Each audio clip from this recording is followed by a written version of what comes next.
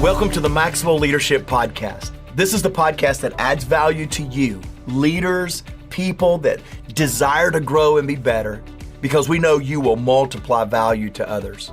My name is Mark Cole, and this week I'm joined by John Maxwell, Tracy Morrow, and we continue part 2 on making great decisions. Now, if you've not listened to part 1, it's last week's episode. Go back and listen to it at some point. You will pick right up, because last week, John talked about how you can prioritize decision making. And he gave us 3 ways to do that. It's absolute gold. Those of you that have listened for the second time, I would love to hear how you did that whole priority exercise that we challenged you with in that podcast. But this week, we're going to talk about decision-making traps. We'll explore some of the common traps of decision-making, and after John's lesson, Tracy and I will join to offer application for your life and leadership. If you'd like to watch this episode on YouTube, or if you'd like to download the bonus resource for this particular episode, all you need to do is visit maxwellpodcast.com/decisions. All right, let's continue with John teaching on making great decisions. In decision making, I have also discovered that there are some traps that keep people from making decisions. In your notes, too often, leaders fall into traps that cause them to make faulty decisions. They may not realize that their methodology is flawed or their thinking lacks the necessary precision. Here are some specific pitfalls that can sabotage your efforts to express yourself wisely and decisively. For example, number 1, procrastinating. That is a major decision-making trap. Every one of us have a tendency, especially on decisions we don't want to make, to put them off. Or let me take a little survey here. How many of you here today would say, perhaps one time in my life, I procrastinated a decision? You raise your hand. Oh, it's 100%, folks. Now, there were a couple people that I noticed didn't raise their hand, but they were procrastinating.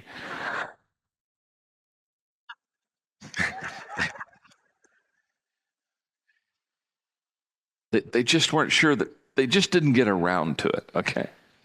Go to your notes. If you tend to dread the finality of taking a stand or calling the shots, you may be tempted to put off the decision. I describe that kind of a person that goes something like this: ready, aim, aim, aim, aim, aim, aim, aim. By the way, as I've been signing books here and you've been taking pictures, a few of you take pictures that way. Ready, aim, aim, aim, aim, aim, aim. Okay. It's easy to find dozens of avoidance mechanisms that allow you to rationalize your unwillingness to decide. For example, that can wait. There's no reason to rush. We'll cross that bridge when we come to it. That's not a settled issue. We need to see how events unfold before we face that decision. It's such a tough call, it can go either way. I'm just not sure, so I'll reflect on it for a while.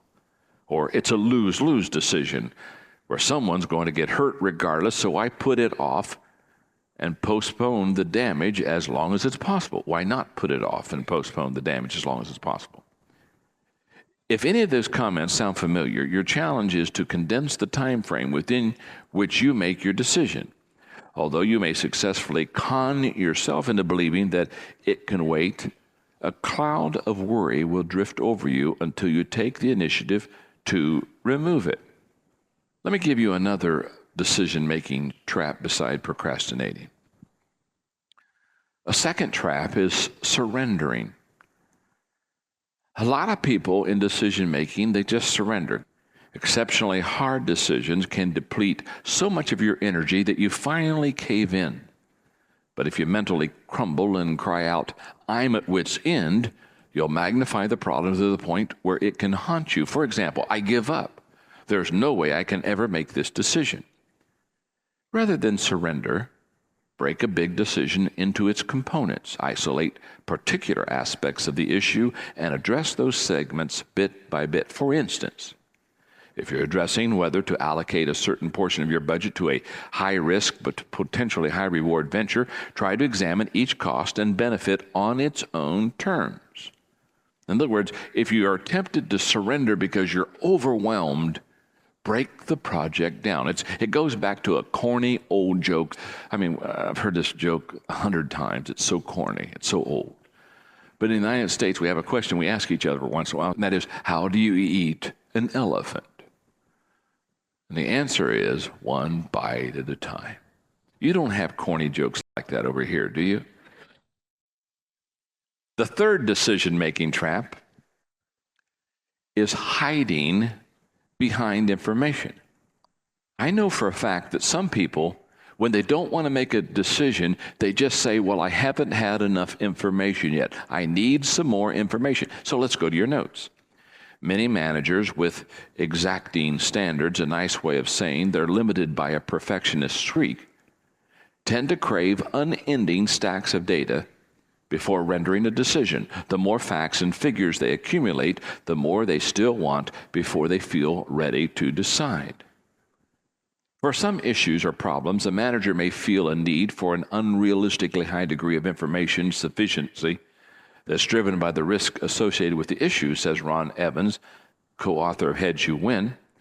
This type can get into analysis paralysis syndrome, where the constant perceived need for information overtakes the reality of what information is really necessary for them to make a decision.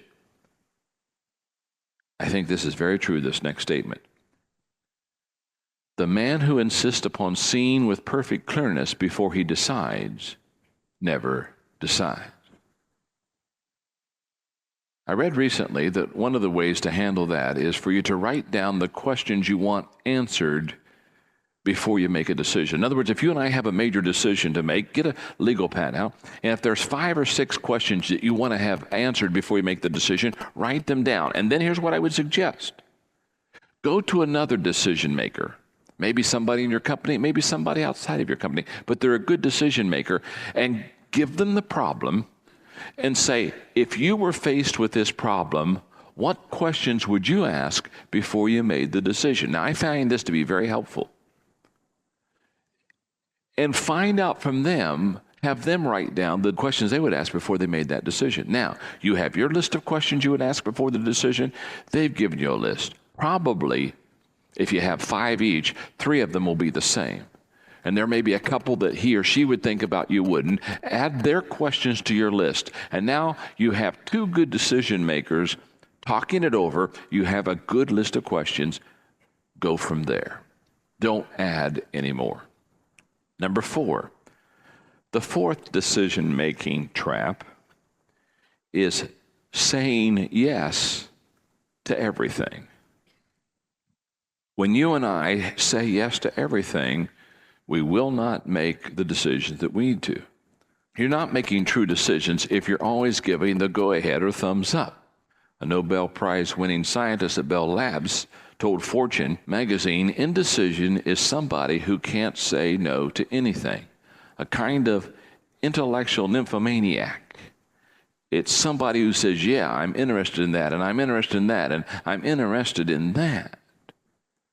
When against one's will, one is high-pressured into making a hurried decision, the best answer is always no, because no is more easily changed to yes than yes is changed to no. Now, I also listed some other decision-making traps that we won't take time to talk about today. Number 5, not defining the issue. I think that's a real mistake. Before you ever make the decision, you've got to define what the issue is. Number 6, ignoring feedback. If you've got good people around you and they give you feedback, listen. Number 7, short-sightedness. A lot of times we make a decision just based on what we can sense or what we can feel today. Number 8, losing sight of options. Don't make decisions that'll put you in a corner. Number 9, a tendency to plunge in. In other words, a tendency just to go in without thinking. And finally, number 10, not tracking results. When you make a decision, track the results. The results will always tell you, probably within a few months, if you made a good decision or not. Hey, podcast listeners. Many of you listening right now would probably love the autonomy that comes with owning your own business or becoming a coach that helps other businesses succeed. Well, we have a phenomenal strategy where you are 100% in control of your own business, earning income on your own terms, and have access to the people, tools, and resources you need to build a thriving leadership development business. When you become a Maxwell Leadership Certified Team member, you join a global community of entrepreneurs led by our expert team of mentors and faculty, including John C. Maxwell. You'll also get one of the top leadership certifications in the world next to your name, giving you the boost you need to get started. Visit us online at maxwellleadership.com/join the team to find out more.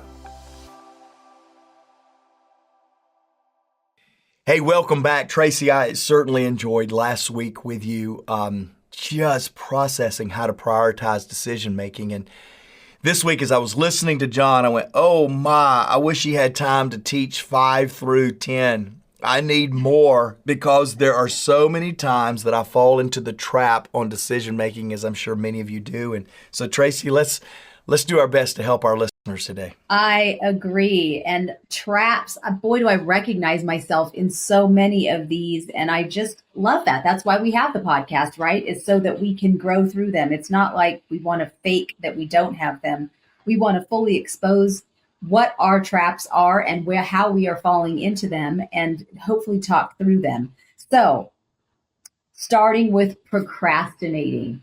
I'm just curious, Mark, do you struggle with procrastination? Have you ever struggled, or is it linear? Is it in certain areas, or how do you push yourself to act when you do procrastinate, if you do procrastinate? Yeah, I do procrastinate. And first, let me say this. I am convinced that I procrastinate way too much. In fact, I'm convinced I procrastinate way more than I do. And I have found, as a very self-judging, self-condemning leader that I am, and we could unpack that on the couch of my counselor for a long time. But I have found that I do, as John has told me many times, Mark, you're way too hard on yourself. Because of that, I do believe that some things should be done quicker and should have been done yesterday that are not. Where I really lean on how much I'm procrastinating is with my inner circle. People around me that go, Mark, you've been talking about this decision for a long time. Nothing has changed, and you are still not making the decision. What's up? And I have found when I start getting that kind of conversation with women and men that I trust around me, that it's bubbling up, that I have fallen into the trap of procrastination. Mm-hmm. So important. It just shows how important it is to have people close enough to you, but also not having an ego that you close your ears when they say, hey, what's going on? That you say, nothing's going on. I'm taking this time on purpose. And also then leading right into surrendering, that trap of where you just lay down and just, oh my gosh, this is so stressful. So in a surrendering time where you just, the weight of it can be so overcoming at times, which every leader feels that. What does that look like for you, and how do you overcome that? It's so funny. Our friend and thought leader, Tim Elmore, wrote a book called Paradoxes of Leadership. Mm-hmm. And he just goes through 7 or 8 paradoxes of, you can look at it this way or you can look at it that way. And a lot of times it's timing and situational in the decision that needs to be made.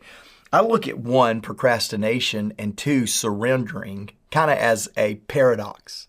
There's sometimes that you are sitting back waiting, and you have justified yourself that you're waiting because you don't have peace, that you don't know what to do. You're waiting. And really it is that you are not clear and have not done the due diligence to make a decision, and you need to stop procrastinating. Yet isn't it true that sometimes we hold on to things so tight as if we're the only ones that can make a difference here? And if it's going to happen, it's up to us. And there's something very nostalgic with that, but there's something very almost psychotic with that too, to where you think that it is only you that can bring results. And so I really would challenge our podcast listeners today, when you go and listen to this procrastination and how John helped us, and then you come into what do you need to surrender, make sure you're clear on what the difference in your leadership is between procrastination, I'm just not going to do it because I don't want to, and surrender because I just want to do it and do it unhealthy. And there is a fine line there that I love that John has tackled this, because I do believe that both of them are decision-making traps. Yeah, I agree. The next one that we come to, I think a lot of people are going to identify with this, and that is hiding behind gathering of information. I think every leader could raise their hand that they have team members like this, or maybe you are that person. I was trying to think, Mark, if I would qualify as a person on the other side of you, experiencing you. Yep. I would not necessarily, because this is really a perfectionist personality. And while I do think that you love excellence, I would not say that you have a perfectionist personality. Do you think that you have a perfectionist personality? I don't, but I think I am borderline anal in the way that I look at things and want things done. Sure. Like John cracks up every time he looks in my computer bag and he sees all my little wrapped cords right where I want them to be in my backpack, because I want to be able to pull it out and plug it right in. I may be late for a Zoom. And so everything is done very intentionally in my backpack. And then he just has them wadded into this one little case, and he's gluing through them and he's looking for them. And we just kind of laugh at each other. And I go, man, I don't know how you do that. And he goes, man, I don't know how you do what you do. And we just have this deal. So perhaps I've got a little bit of that perfection going on. What I do have that I'm really passionate about, and I'm having to learn this, I really have a passion to learn on the go, not learn in the silent or in the waiting, in the break. I think lessons are better learned because you can illustrate them when you're on the move. I believe they're better applied because you're on the move dealing with new stuff. I think it's much harder to apply and to illustrate when you're sitting still waiting. So what I do love is the messiness in the movement of learning and applying as you go, rather than trying to best case scenario based on the data that you have and the information that other product streams are going. I would agree with John on that. The data is very important, very, very important. Man, organizations are making millions off of clearly communicated data.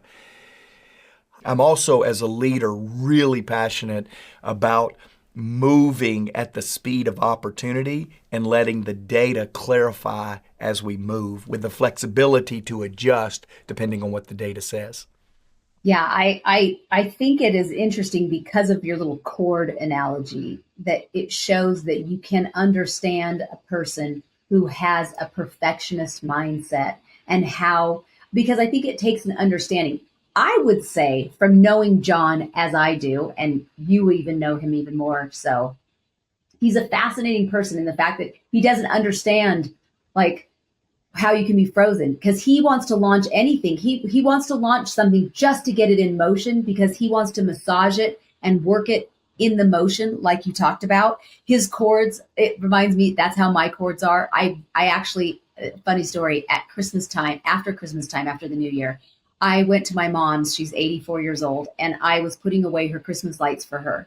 And she has a box that they go in. And I took the cord and I just bundled it all up and shoved it in. And she so gently said, how about we just wrap it gently and put it in this little, and I thought to myself, oh yes, I forgot. We have two very different brains when it comes to that. But it just goes to show that when we are working with someone else, we need to be mindful of how they're wired, pun intended, but how they are wired, because it makes the whole process run more smoothly. So on this whole point of the information, because I think this is a big one for teams, what do you do when you have a teammate who is frozen by, we need more information, They're the person who John describes, who's just trying to get the right picture, get the right angle with the camera? What do you do when you have a team member who is stuck with information gathering? And John talked about, going to talk to a person and getting their input, but sometimes they are even frozen on who is the perfect person to ask for this perfect feedback. What do you do with a team member like that? I love this question because it really fits to what all of us as leaders deal with. We have somebody or some people on our team that get slowed down by the abundance of information or the lack of information.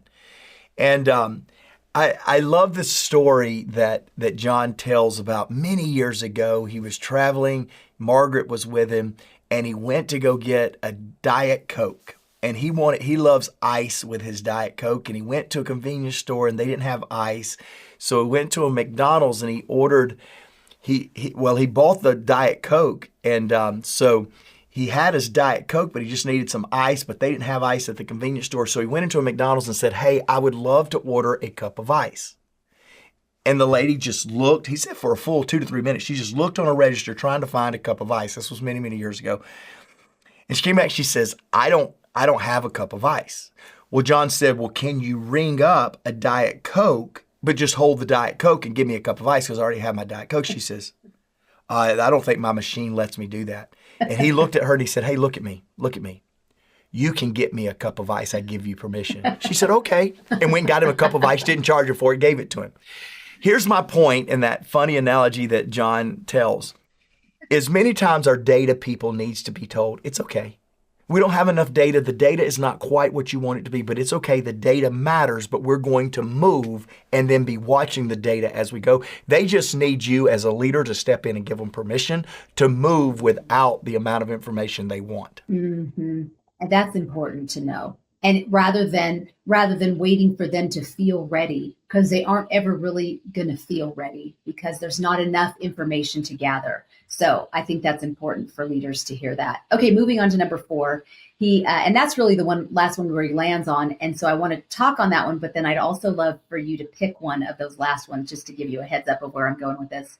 So he said, saying yes to everything is a trap. And boy, has that been a trap for me. John, on other podcasts or other times where we've heard him talk, he talks about having a hatchet committee where he has a team of people who help him say no because he is a yes man. He likes to say yes to things. I can relate to that because when I'm in a meeting or if I hear something that needs to be done, if I can do it, I love to say yes. I love to be a joiner. I love to be a part of the solution. I say yes. And then I come back and my husband, Casey, so many times he's like, "You said yes to that? You have to follow through and actually do it. There are so many things you have said yes to. How is that going to fit into your schedule or into our schedule? And so I now have what I call lovingly my board, and who they tell me, "Tracy, you can't say yes until we tell you can say yes." And they kind of created themselves as the board. Do you have a board or do you have a hatchet committee? And how would you recommend that to other leaders who maybe have a problem saying yes too much? In full disclosure, as John was teaching that saying yes to everything I was saying, oh yeah, he is preaching to himself right now because I am on his hatchet committee. And right now, 2 other members of his hatchet committee are saying, "Is John even bringing things to us right now? Or is he just saying yes?" So in full disclosure, all of us type A driven leaders that have instituted a hatchet committee or a no committee or a not yet group of people that say not yet, it's not no, but not yet. It's extremely hard to not become our own worst enemy again. It takes ongoing daily discipline and daily commitment to the discipline. And so I just want to, in full disclosure, it sounds really good. We teach it because we do live it, but boy, we abuse it and misuse it and forget about it just all at the same time. Yes, I do have a hatchet committee. My situation is extremely unique in the last 14 years because I've been really clear to what success looks like for me. And it is availability and proximity to John.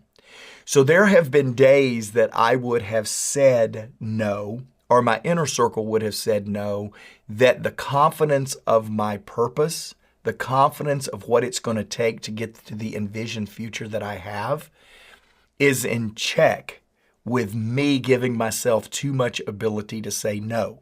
Now, I've got to be careful teaching this because too many of you are allowing everybody else to drive your agenda and not yourself. That's not what I'm saying. I am saying that John Maxwell has a ton of latitude in my life on what I say yes to. Now, he can't ask me to violate my morals, my principles, my values, Right. violate my family. He can't do that, nor would he ever. But as it relates to driving my work agenda and driving my focus, I just have become really clear in my life purpose, and what it's going to take, that he gets a lot of latitude there. On the things that does not involve John's request or John's desire, my hatchet committee absolutely gets the final word. And most days, I hope Kimberly's not listening to this podcast, most days I live that pretty well. And so John, for years, lived that well with Linda Eggers, his assistant. I think it's really important. Mm-hmm. And for those of you who are new and don't know who Kimberly is, that's Mark's head of his hatchet committee, his executive assistant and head team partner, Kimberly Wetzel. And she will be the real person. Maybe we should get her on. Yes, on exactly. Here to tell Let's us not. how Let's you're not. doing. So I am going to kind of set you free. We have just a couple minutes left. And so we have 5 through 10 of decision-making traps: defining the issue, ignoring feedback, short-sightedness, losing sight of options, tendency to plunge in, and not tracking results. So I'm going to set you free to pick one and land on that as one that you think is something that can really add value and something that you can speak to personally for our podcast members. Yeah, it's so funny. Again, as I reviewed these, I mentioned earlier, I could love to hear John teach on all 6 of these because all of them have been prevalent in my life and leadership at different times. I think probably in 2023, I found myself losing sight of options way too much. I felt like that there were options being handed to me and I didn't have the ability or the flexibility to get creative around them. And so I'm relearning that option mentality. And I know why I did this, and it's too long to belabor here, but I got out of the practice of bringing John problems and options to solve the problems. And therefore, by getting out of that practice, it does not scale and remind me to do it throughout the rest of my leadership and organization. And so I would tell you that the losing sight of options, I love what John says. He says there's always an option. An entrepreneur, a leader knows there's always an option. And she or he also knows most of the time there's multiple options. And I think just remembering that, applying that is really important to my leadership and hopefully yours as well. Hey, we like to highlight a book every week on our podcast. Today's book has sold over 4.5 million copies. It's the 21 Laws of Leadership. If you're listening to this podcast and you've never heard this book, or never heard of this book or ever read this book, where are you? If you have read it, but it's been some time, ground yourself. Pick it back up and let it help you. Many of you, it's sitting on your shelf at home, pull it back out. Some of you need to give a brand new leader that book and let them understand kind of the foundational principles of the book. If you order that in the show notes, we'll give you a 15% discount on that book. Bennis said this about listening to the podcasts: whatever price tag you put on you is the price tag you'll put on how much you invest in you. And Bennis, I remember making that statement, and it is a powerful statement. I've watched John live it. I'm trying to live it. And Bennis, I hope that you and all of our podcast family are trying to live that as well, because everyone deserves to be led well.